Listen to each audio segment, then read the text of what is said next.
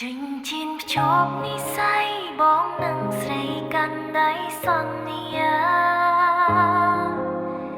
ជីវិតមួយរួមកាយាប្រាថ្នាជានិរន្ត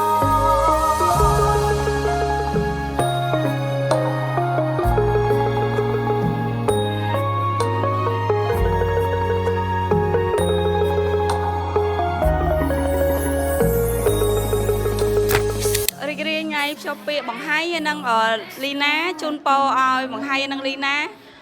កាន់តែស្រឡាញ់គ្នាខ្លាំងហើយរស់ស៊ីមានបានរីករាយថ្ងៃពិសេសរបស់បងគឹមហៃនិងលីណាជូនពរពួកគាត់ទាំងពីរស្រឡាញ់គ្នាដល់ចាស់កោខ្នងចង់និយាយពាក្យចិត្តខ្លះព្រោះចង់និយាយថាខ្ញុំដឹងថាអ្នកទាំងពីរម្ដងថ្ងៃនេះគឺមានឧបសគ្គច្រើនហើយសម្រាប់ថា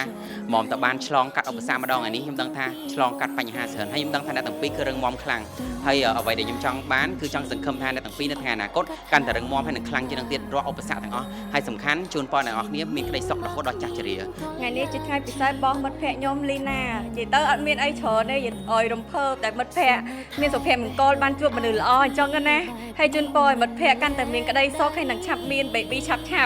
រីករាយថ្ងៃពិសេសរបស់លីណាមិត្តភ័ក្ដិហើយនឹង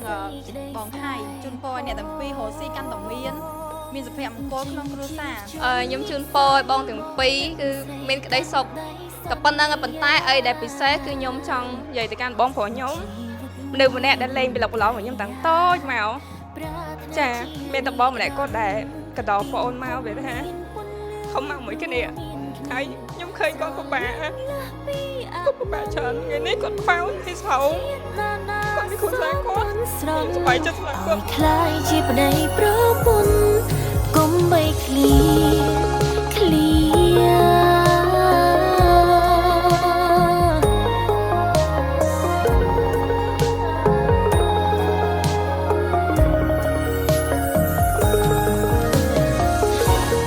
កាន់ដៃគ្នាក្រោមមេឃរលឹម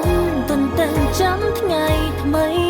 ទូលនីតិមើលថែថ្លើមថ្លៃមិនទៅណា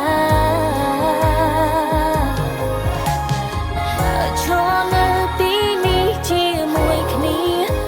ថ្ងៃពិសេសរបស់បងប្រុសបងស្រីលីណាជាមួយកំហៃបងមានតែពាក្យជូនពរបងទាំងពីរស្រឡាញ់គ្នាដល់ចាស់កោងខ្នងហើយ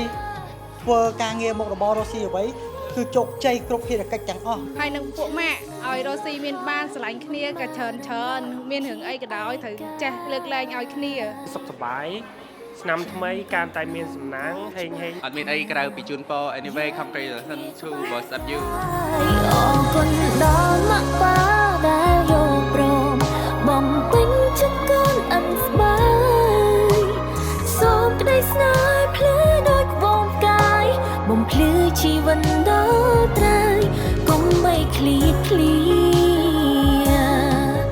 បំភ្លឺជីវិតដល់ត្រើយ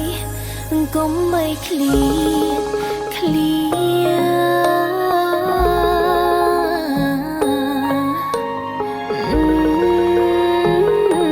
ញុំបានប្តីហើយ